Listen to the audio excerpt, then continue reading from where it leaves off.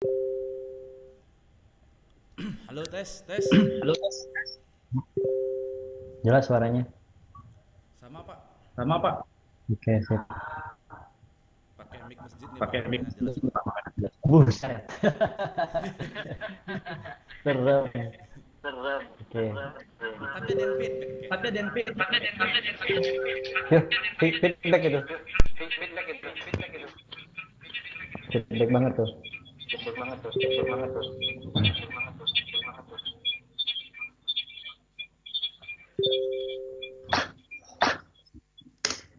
Oke, udah ada 11 partisipan. Oke. Ini cuma sebentar ya, ini bagian satu mungkin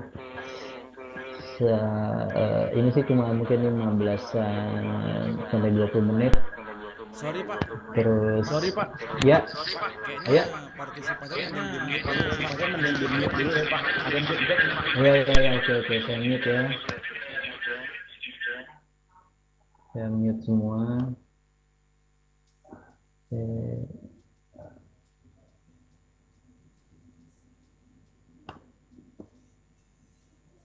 Saya mute dulu, sebentar. Ini mungkin sampai hari Rabu kayaknya baru kelar. Satu-satu. Terus ini judulnya juga mendadak, jadi ya semuanya mendadak sih sebenarnya. Saya mulai ya. Oke, ini temanya adalah mendadak fundamental. Eh, Terus materinya adalah tentang putaran fundamental ya. Terus di depan mesti ada disclaimer dulu nih. Kami kira-kira ini.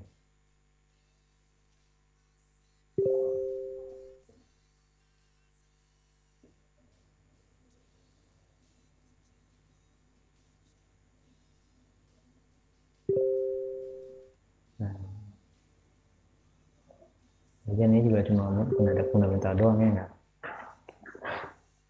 Oke. Mungkin nanti bisa ditonton lagi kalau sempat. Oke. Nah, cantik ceweknya. Oke.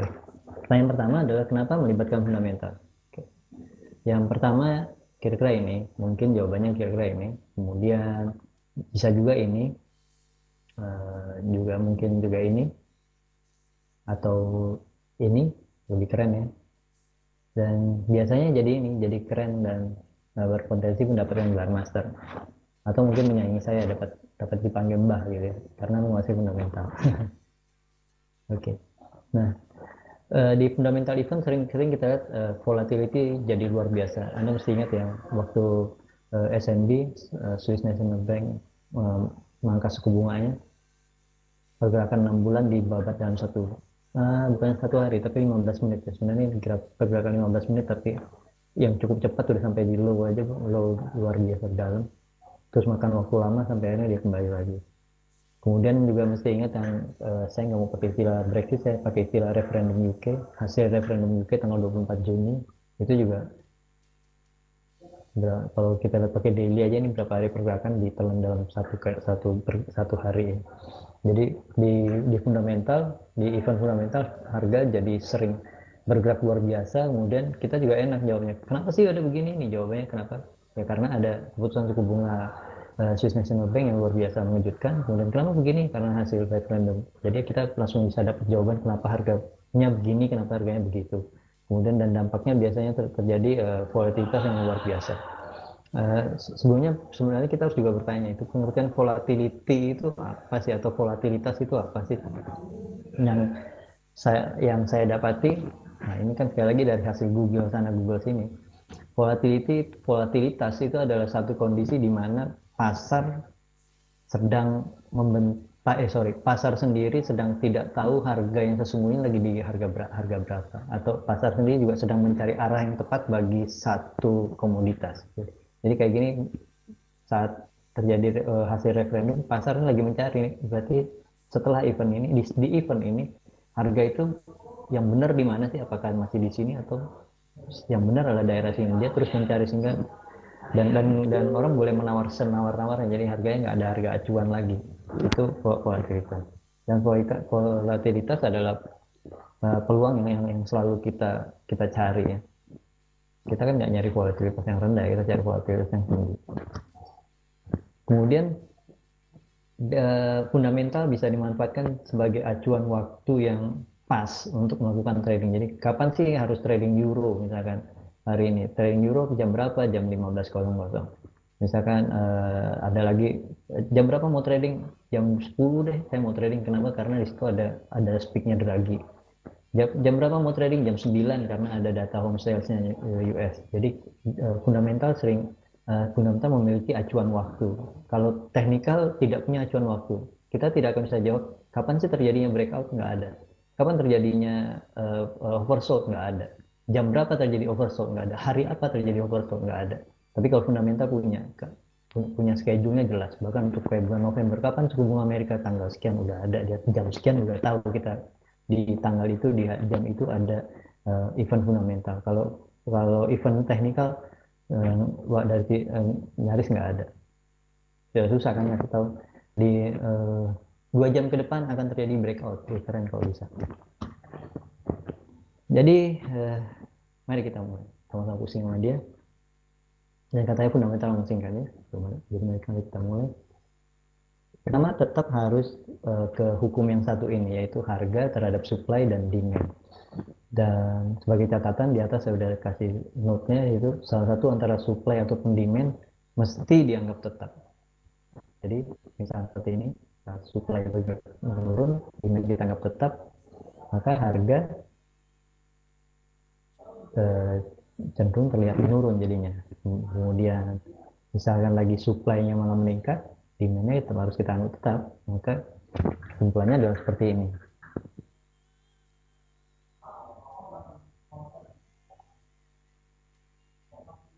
Kemudian bila demand-nya yang naik, nah, jadi naik.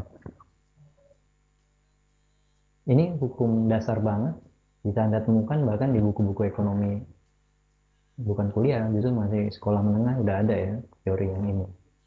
Hanya di fundamental untuk trading saya sederhanakan dengan menganggap salah satu antara supply ataupun demand harus dianggap tetap, dan kemudian fundamental itu lebih mempengaruhi sisi demand. Jadi yang faktor apakah supply-nya berlebih atau supply-nya menurun itu kita tiadakan. Kita hanya melihat sisi demand-nya saja. Jadi satu data bagus atau satu data yang dianggap bagus akan cenderung meningkatkan demand, sementara data yang buruk akan cenderung menurunkan demand. Demand terhadap apa itu pertanyaannya?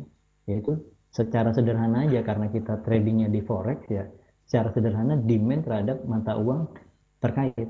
Jadi kalau data bagus Amerika, maka demand ke mata uang Amerika akan A, B, C. Kalau datanya bagus, maka mata uang Amerika akan demand-nya jadi meningkat. Jadi mata uang Amerika cenderung jadi menguat.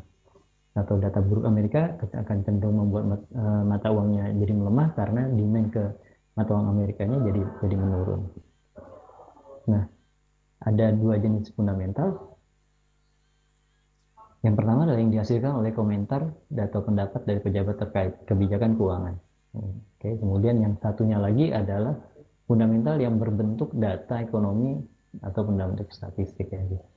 Nah, si fundamental yang dihasilkan oleh komentar pejabat keuangan terkait sebenarnya agak sulit dianalisa sebenarnya. Orang-orang ini saya ambil 4 aja garis besarnya, ada Janet Yellen, ada McCartney, di bawahnya ada Mario Draghi yang Roda.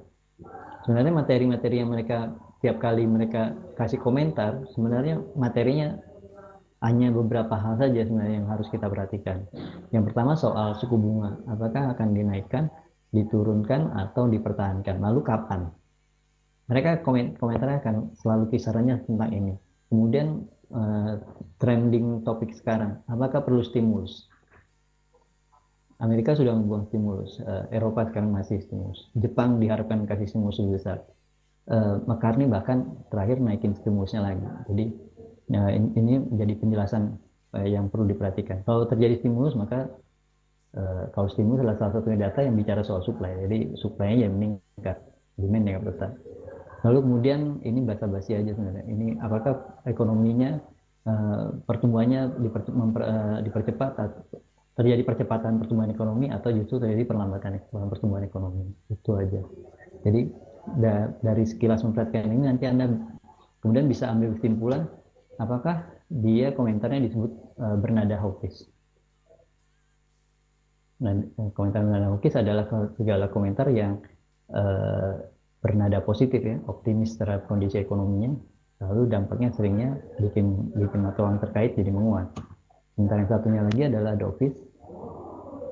Dia adalah komentar yang isinya dinilai bernada pesimis. Jadi keempat mereka komentarnya mungkin apakah mereka bilang enggak, kita nggak perlu pangkas suku bunga lagi, sementara kalau lihat data suku bunganya harus dipangkas. Nah, itu cenderung pesimis. Ini aja. Terus kemudian, dan untuk yang berbentuk data ekonomi saya kelompokkan. Ini sebenarnya perbaikan dari tulisan saya yang 1% fundamental. Saya sedikit perbaiki dari pertemuan terakhir. Ada balance of payment, itu ada yang bisa diamati dari trade balance dan current account. Kemudian sebelumnya kalau di 1% fundamental, PMI dan ISM saya masukin ke ekonomi survei. Kali ini saya pisahkan sendiri jadi di business condition. Kemudian ada monetary policy, kemudian inflation, employment itu tenaga kerja, survei ekonomi, dan housing itu dua data terakhir yang sekarang jarang direspon. Hari ini kita sampai sini aja, sampai di balance of payment. Ada current account yang jarang sekali di respon pasar. Ini adalah data mengenai angkanya, itu kasih informasi tentang hutang piutang satu negara. Jadi bila dia datanya pakai angka positif itu, atau kita nanti dapetin berita dengan penambahan kata surplus, itu mengatakan kalau hutangnya lebih kecil daripada piutang. Sementara kalau dia lagi defisit, maka hutangnya lebih besar dari piutang. Jadi dia pakai angka negatif. Dan data ini cenderung bagus jika pakai angka positif atau angka positifnya besar, atau jika negatifnya mengecil. Tuh, kemudian ini satunya lagi adalah trade balance. Ini tentang ekspor dan impor. Dan ini mulai jadi perhatian, yaitu bila dia pakai angka positif atau dia disebut sebagai surplus, itu berarti terjadi kondisi di mana ekspor lebih besar daripada impor. Sementara saat dia defisit, yaitu angkanya pakai angka negatif, yaitu si ekspornya terlihat lebih kecil daripada impor. Nah, ini contohnya. Kalau pakai angka negatif defisit, berarti ekspornya lebih kecil dari impor. Nah, jadi kalau di pemahaman saya, data ini cenderung disebut bagus bila dia pakai angka positif dan atau angka positif yang besar, atau jika angkanya negatif ya mesti terlihat mengecil. Hampir semua negara pengen trade balance-nya surplus, termasuklah Indonesia. Indonesia kita juga pengen, artinya di situ ekspor kita udah ekspor terjadi kondisi di mana ekspor lebih tinggi daripada impor. Jadi satu negara lebih banyak menghasilkan barang yang dia jual ke negara lain. Dia tidak impor, dia tidak mendatangkan barang dari negara lain. Nah, kemudian sementara satu data dengan data lain sebenarnya saling terkait. Nah, trade balance ini bisa dimanfaatkan untuk kasih intipan yang buat kita ngintip kira-kira arah kebijakan keuangan negara tersebut bagaimana. Jadi misalkan terjadi trade balance yang surplus, yaitu ekspornya kan tentu lebih besar dari impor, maka akan menguntungkan bagi negara tersebut jika mata uangnya dalam kondisi melemah. Dan kemudian nanti akan kita temukan kondisi di mana ada upaya dari pemerintah melalui bank sentral untuk kemudian misalkan menurunkan suku bunga, atau suku bunga direndahkan, atau dia pakai suku bunga rendah, dan kemudian misalnya ditambah lagi dengan pakai stimulus. Kemudian jika misalkan di trade balance-nya terjadi defisit, dia pakai angka negatif, di mana ekspor lebih tinggi impor lebih tinggi daripada ekspor, maka lebih menguntungkan jika negara tersebut mata uangnya dalam kondisi menguat.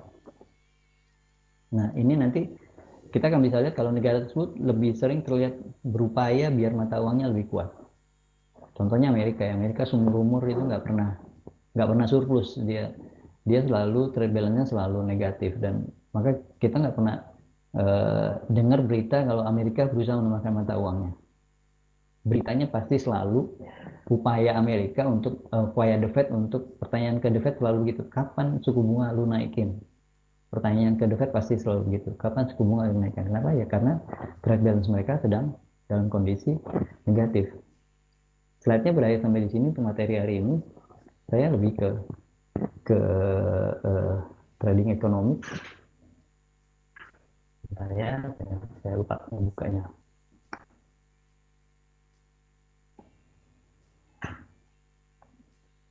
Trading ekonomi, oke. Mari kita lihat beberapa kondisi. Ini juga sebenarnya udah ada ya di Telegram kemarin waktu saya menjelaskan trading balance kaitannya dengan suku bunga, kalau nggak salah ketika ya.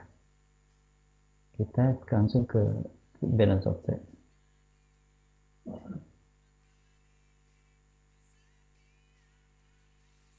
Oke. Kita ke negara kita.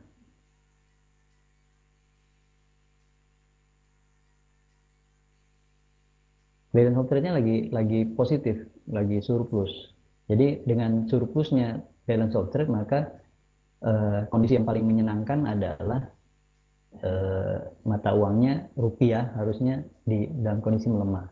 Salah satu upaya untuk melemahkan rupiah adalah dengan memangkas suku bunga. Coba kita lihat suku bunga kita.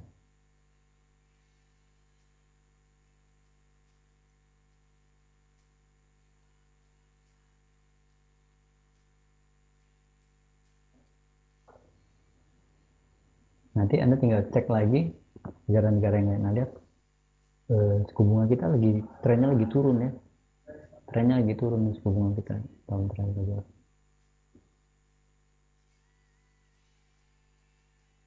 Jadi suku bunga kita sedang dalam kondisi menurun. Kenapa ya? Ya karena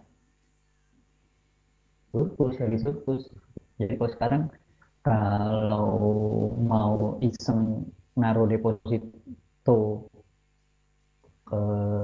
jangka panjang, sebaiknya jangan ya. Suku bunganya lagi turun. Ntar tunggu dia jadi defisit, baru kita mulai mendepositkan. Oke.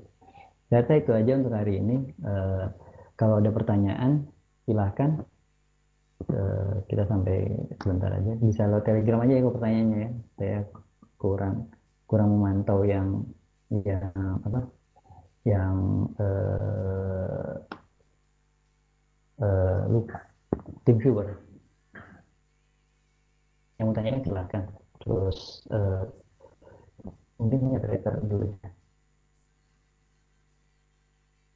Dan ini baunya fundamental, jadi boleh bilang kita mungkin nggak bicara teknikal. Harapannya sampai hari Kamis ya semuanya tiba-tiba bisa mendadak fundamental ya. Ngeliat aja ya. Jangan, bukan. Draghi, gimana Draghi? Kita lihat. Draghi euro ya. Oke, kemudian kondisi yang ini. Apa sih yang kira-kira bakal Draghi omongin?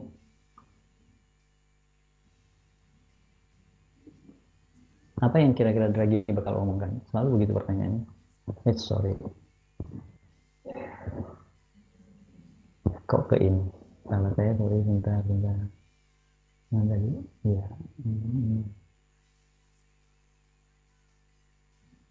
Oke.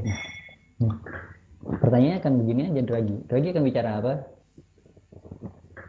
Di suku bunga, naikin, pangkas, atau tahan? Kapan? Ada stimulus nggak? Coba lihat suku bunganya lagi 0. Kemudian lihat balance of trade dia lagi surplus. Maka ini peluangnya dia akan bicara soal low rate. Suku bunga yang akan cenderung dia turunkan. Terus juga dia mungkin harus menjelaskan soal stimulus. Itu aja. Nah, terus suaranya hilang. Masa sih?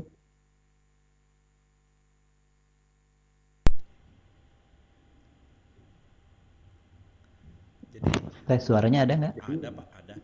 Ada Pak, ada. Oh, ada ya, oke. Jadi kalau kita mau mengawali analisa fundamental, aduh kok feedback ya. Iya. Oke. Oke, kalau fundamental seperti tadi, seperti yang di ini. Berarti kita gini Pak, maksudnya Pak. Karena Kita feedback tadi. ya kita Maksudnya gini, koreksi kita dulu. kita awali dari ke kita awali dari ke trade balance Pak ya. Trade balance, Pak. Sekarang lagi bicaranya trade balance dulu. Kalau jadi urut-urutannya kayak gini loh, nih mendadak fundamental nih. Pertama, untuk mengetahui soal bagaimana untuk membuat satu analisa fundamental, pertama yang harus kita ketahui adalah data ini tentang apa. Kemudian ini bacanya gimana tuh? Maksud si angka ini apa ini? Ada di New Home Sales 598K. Artinya 598K itu apa? Terus data ini tentang apa? Maka 1-2 hari ini kita akan bicara soal itu. Ini 3 hari lah. Ya, 3 hari ya, kan nggak bisa cepat juga ya. Oke, kemudian kita sering mempelajari.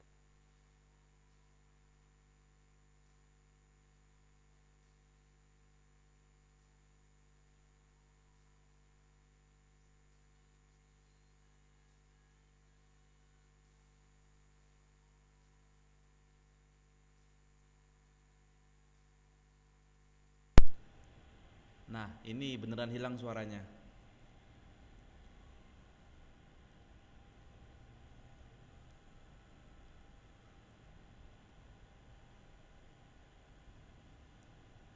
Ya, bisa jadi. Lah, malah kayak acara kuis.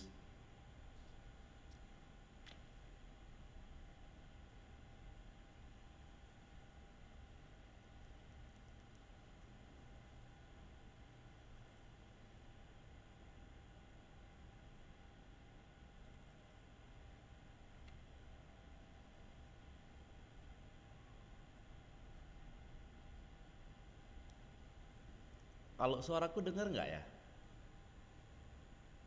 Denger nggak suaraku, Pram? Denger ya?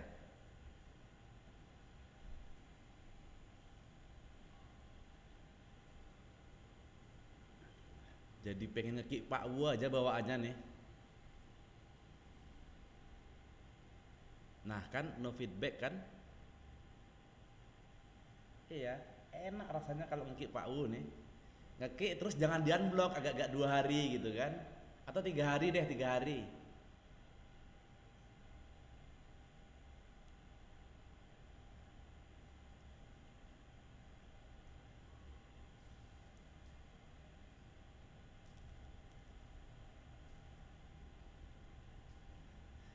3 hari sampai event mendadak fundamentalnya selesai baru di unblock gitu kan, baru bisa join lagi gitu ya. Lost koneksi nih.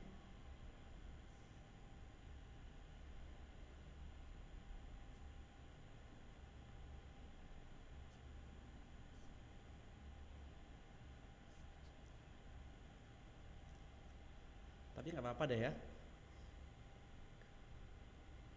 tes nggak apa-apa ya.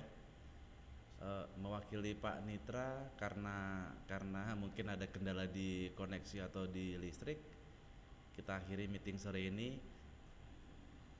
Terima kasih partisipasi dari teman-teman. Ntar hasil recordnya bisa ditonton di YouTube ya.